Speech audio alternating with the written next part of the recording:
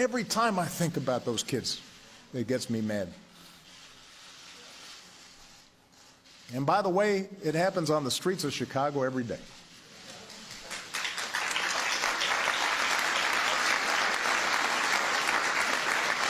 So, we cannot simply turn away and dismiss those in peaceful protest as troublemakers or paranoid.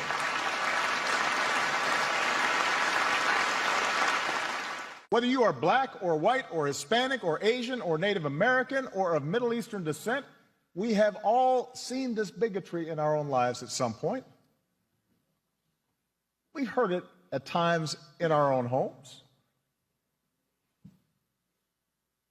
If we're honest, perhaps we've heard prejudice in our own heads and felt it in our own hearts.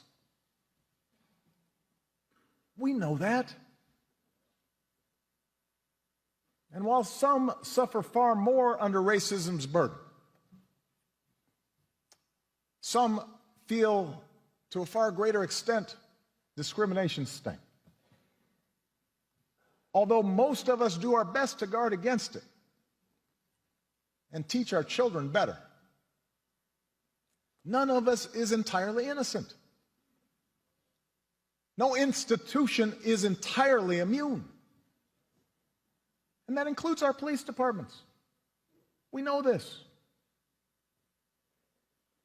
And so when African Americans from all walks of life, from different communities across the country, voice a growing despair over what they perceive to be unequal treatment,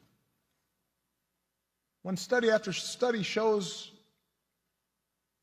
that whites and people of color experience the criminal justice system differently, so that if you're black, you're more likely to be pulled over or searched or arrested, more likely to get longer sentences, more likely to get the death penalty for the same crime.